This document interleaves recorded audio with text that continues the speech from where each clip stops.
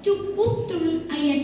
Dan Allah perintahkan kita bayar zakat, cukup turun ayat.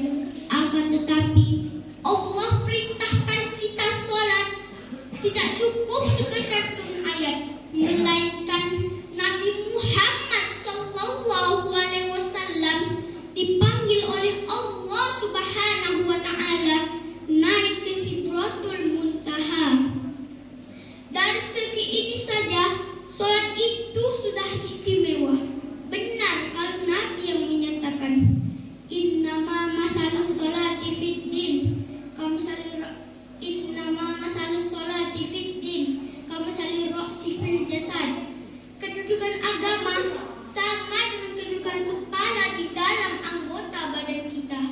Kita yakin manusia tidak punya sebelah kaki, masih bisa hidup. Manusia tidak punya sebelah telinga, masih bisa hidup. Akan tetapi manusia tidak punya kepala, umpamanya juga masih bisa hidup.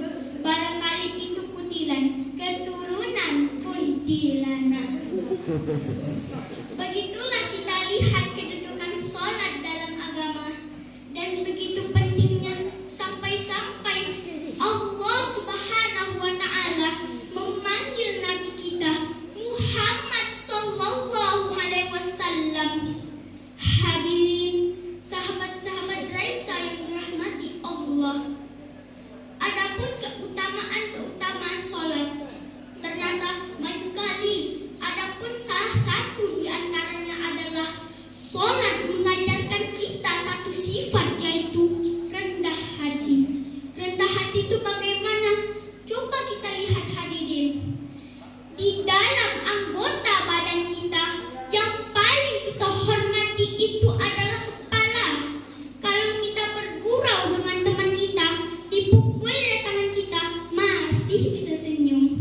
Ditendangnya kaki kita, masih bisa senyum. Akan tetapi kalau kepala yang dipukulnya, pasti kita marah, betul? Betul. Akan tetapi kalau kita sujud di hadapan Allah Subhanahu wa Ta'ala, ternyata kepala kita sama rendahnya dengan telapak kaki, betul? Betul. Makna inilah yang menjadikan orang sholat menjadi rendah hati. Dalam artian selesai sholat, kita kembali ke masyarakat, sehingga sifat sombong yang ada di dalam diri kita itu hilang. Dengan demikian, sholat adalah keperluan kita, bukan keperluan Allah Subhanahu wa Ta'ala. Sholat kita baik, maka baiklah kehidupan kita. Tapi kalau sholat kita buruk, maka hancurlah kehidupan kita di dunia dan di akhirat. Na'udzubillah, summa na'udzubillah min dzalik. Hadirin sahabat-sahabat Raisa yang dirahmati Allah, mungkin hanya ini yang bisa saya sampaikan. Kurang lebih saya mohon maaf, kepada Allah saya mohon ampun. Akhir kata, jagalah sholat walaupun kita bukan orang baik, karena kelak sholat itulah yang menjadikan kita menjadi orang baik. Assalamualaikum warahmatullahi wabarakatuh. Waalaikumsalam warahmatullahi wabarakatuh.